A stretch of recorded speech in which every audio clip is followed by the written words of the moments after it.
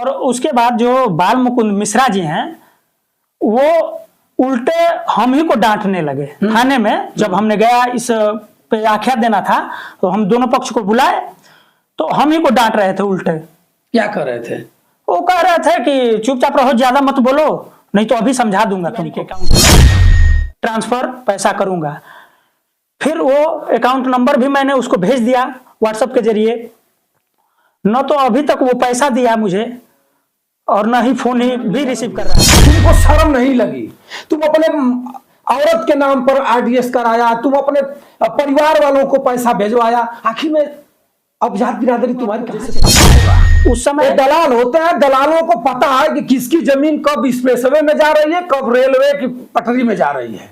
उसके बाद तुरंत लग जाएंगे, लोग आ जाएंगे, लंबी लंबी बातें बताएंगे और छल करके जरूर लेकर चलेंगे। 40,000 रुपए उनसे फोन पे द्वारा इनके अकाउंट में, कमलेश पांडे के अकाउंट में ट्रांसफर कराया गया।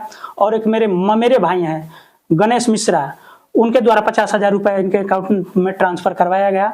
और 2 लाख रुपए मुझसे कैश इन्होंने मेरे घर से आकर, जो मैंने घर बनवाने के लिए सामग्री के लिए पैसा रखा था, तो वो आकर हमसे मांगे तो हमने दे दिया। मैंने बोला चलो भाई ठीक है, आप निपटाइए।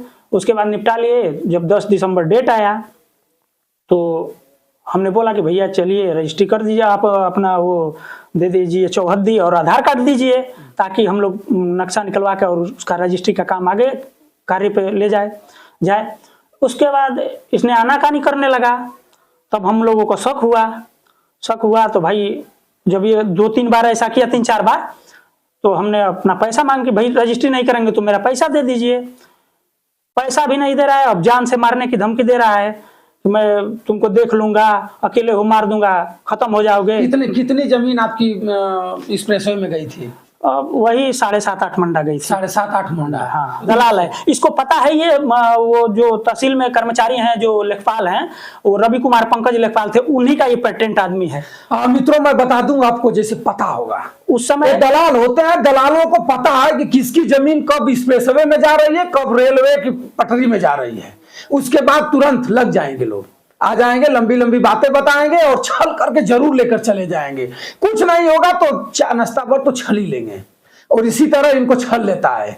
इनको पता चल गया, लेखपालों के साथ रहा होगा, इधर से कागज उधर से कागज उधर करता रहा होगा। लेखपाल साहब कहे होंगे कि फला की जमीन जा रही है, फला की जमीन बताए होंगे लेखपाल साहब, लोगों को अच्छी तरह से पता हो जाता है कि किधर से कौन रोड जाता है। उसके बाद इनके यहाँ संपर्क करता है और बताता है कि मैं अपनी जमीन बेचूंगा और आप मेरे जात बिरादरी के हैं। जात बिरादरी को आप जात बिरादरी का झांसा देकर अपने जात बिरादरी को ठग लिया तुमने। तुमको शर्म नहीं लगी? तुम अपने औरत के नाम पर आरडीएस कराया, तुम अपने परिवार वालों को पैसा भेजवाया, आखिर में अब जात बिरादरी तुम्हारी कहां चली गई? तुम्हारी जमीन कहां है? जब रजिस्ट्री करना था, जमीन की बात हो गई थी, तो रजिस्ट्री कितने जमीन की बात हुई थी? 1 बीघा 10 मंडा जमीन। 10 मंडा कितने में बात हुई? 19 लाख में। 19 लाख में। हाँ। 12 लाख रुपया आपने दे दिया है। और शेष पैसा रजिस्ट्री के पास? रजिस्ट्री के दिन देना था। अच्छा। 10 दिसंबर को देना था। 10 दिसंबर 2024 को देना था। कितना दिन हो गया? लगभग आज से 6 महीने हो गए। 6 महीने पूर्व। हाँ। अब तक फिर वो मिला कि नहीं? मिला। थाना में मैंने एसपी साहब को, पहले तो थाने पे गया, हम लोगों ने एप्लीकेशन दिया तो एसओ साहब जो हैं वीरेंद्र कुमार बरवार जी, वो बोले कि एक यहाँ दे दीजिए, दिए हैं, ठीक है, यहाँ से कोई कार्रवाई हम नहीं कर पाएंगे, आप ऐसा है कि एसपी साहब के पास चले जाइए। फिर मैंने एसपी साहब की शरण ली, वहाँ एप्लीकेशन दिया। एप्लीकेशन एसपी साहब ने लिया और मुझे रिसीविंग मिला है, जो मेरे पास मौजूद है। मैंने 11 मार्च 2025 को रिसीविंग दिखाइए। हाँ मित्रों देखिए, आपको मैं बहुत बड़ा कूट रचना दिखाऊंगा। एसओ से आपके यहाँ दरखास्त जाएगी तो एसओ से आप बता देंगे कि हमारे अंडर से बाहर का मामला है, मैं एफआईआर नहीं कर सकता हूं, क्योंकि वो दलाल है ना। दलाल के ऊपर एसओ साहब एफआईआर करेंगे। सर ये जो स्लिप मिली आप देख सकते हैं, स्लिप कार्यालय से, एसपी साहब के कार्यालय से स्लिप है। किस पर कौन करेगा भरोसा? क्या कप्तान साहब पर भरोसा है कि हत्या होने से कप्तान साहब इस बालक को रोकवा लेंगे? क्या आवश्यकता है? बालक है, कमाने खाने वाला है, नौकरी नहीं है, बेरोजगार है, बेरोजगारी में इधर उधर अपना काम करके जीता है। 12 लाख रुपया ठग कर लेकर चले गए पंडित जी 12 लाख रुपया बिरादरी के नाम पर ठग कर लेकर चले गए।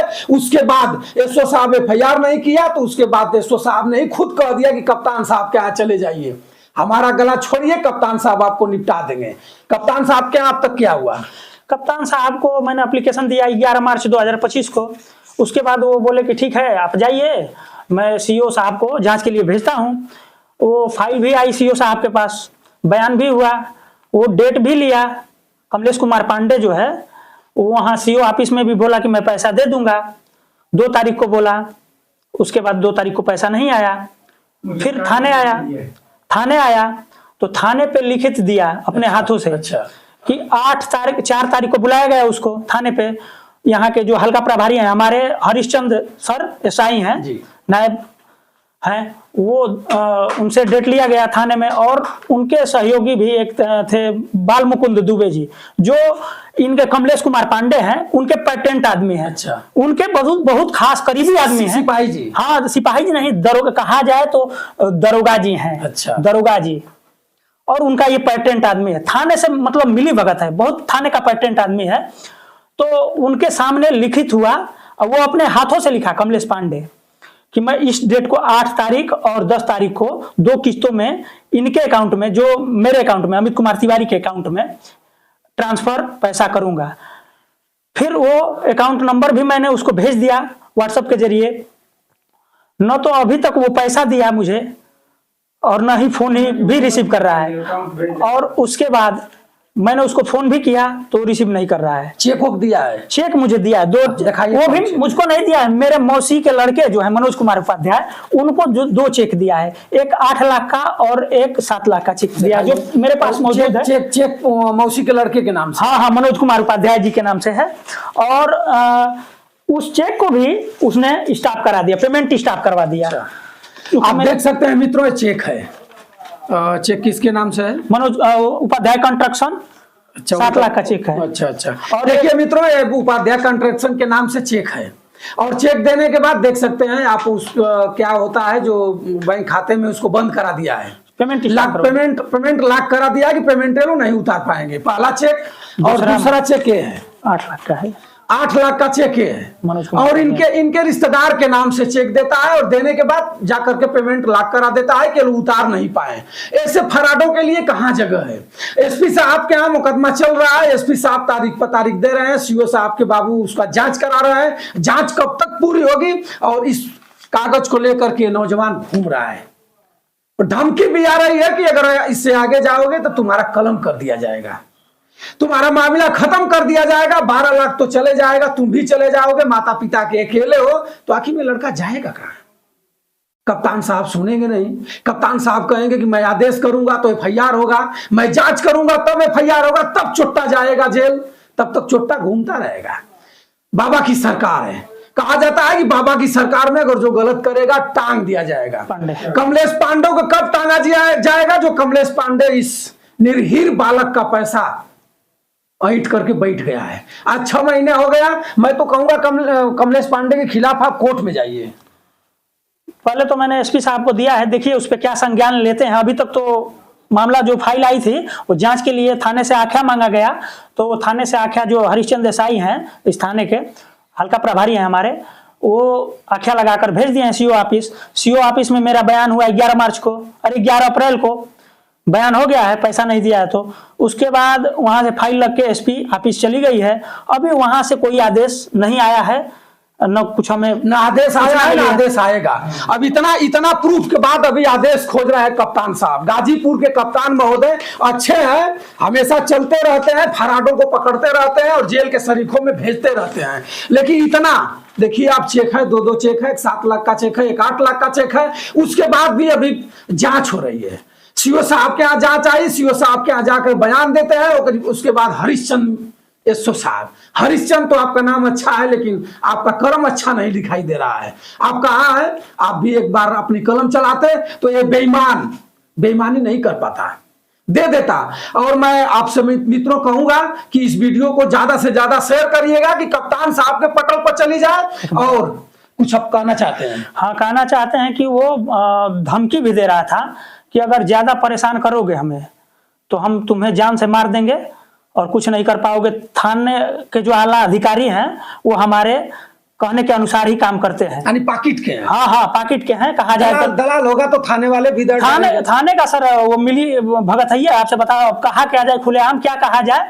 थाने का पेटेंट आदमी है जो बाल मुकुंद मिश्रा है, वो उनके पेटेंट आदमी है, उन्हीं के संरक्षण में थाने में बैठता है। उनको हमारे सामने सम्मानित करके उनको कुर्सी दिया गया, वैसे व्यक्ति को बताइए तो अपराधियों का मनोबल कहाँ जाएगा? उनके दलालों को सम्मान किया जाएगा और निर्हीर शरीफ लोगों को सम्मान थाना के लोग नहीं करेंगे। उनको पता है कि मैं थाना छोड़कर जाऊंगा तो सलूट कौन मारेगा? जो दलाल रहेगा वो मारेगा। चट्टी चौराहा पर मिल जाएगा तो चाय पिलाएगा, अंगूर खरीद कर देगा, जूस पिलाएगा, तो उसको ना कुर्सी मिलेगी कि आपको कुर्सी मिलेगी। और उसके बाद जो बाल मुकुंद मिश्रा जी हैं वो उल्टे हम ही को डांटने लगे थाने में। जब हमने गया इस पे आख्या देना था तो हम दोनों पक्ष को बुलाए तो हम ही को डांट रहे थे उल्टे। क्या कर रहे थे? वो कह रहे थे कि चुपचाप रहो, ज्यादा मत बोलो, नहीं तो अभी समझा दूंगा तुमको। फांसी लगा देंगे। एसओ साहब फांसी लगा देंगे। 12 लाख में का % आपका है?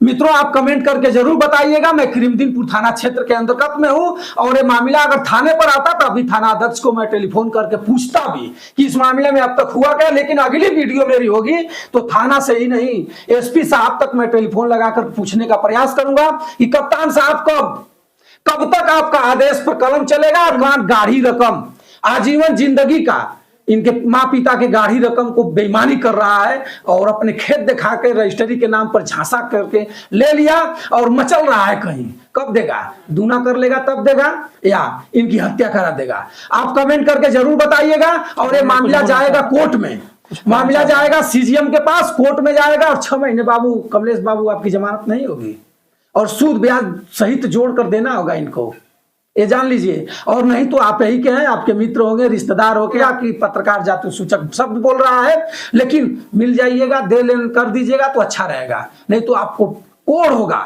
आपको आपका पाप का घड़ा जिस दिन भर जाएगा उस दिन फट जाएगा और उसी दिन आप त्रस्त हो जाएंगे। कुछ कहना चाहते हैं?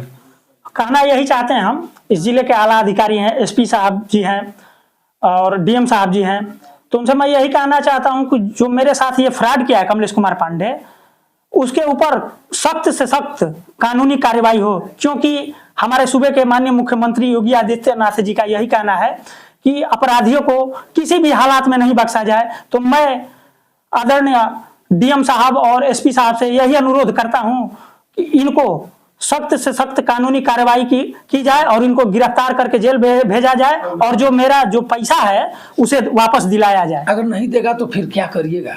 अब हम क्या करेंगे? आगे जाएंगे, कोर्ट की शरण लेंगे, यही करेंगे। कोर्ट में जाएंगे? हाँ, कोर्ट में जाएंगे तभी कुछ इंसाफ होगा। कोर्ट की शरण लेंगे। नहीं तो वर्दी वाले इंसाफ देने वाले नहीं है। 12 लाख में से 2 लाख लेंगे और मामला को लिपा पोती करके खत्म कर देंगे। अभी तक तो क्या वही तो चल रहा है, अभी कुछ समझ में नहीं आ रहा है। एसपी साहब को दिया, अभी तक कोई संज्ञान नहीं लिया गया मेरे मैटर पे, तो अभी क्या मैं उम्मीद करूं?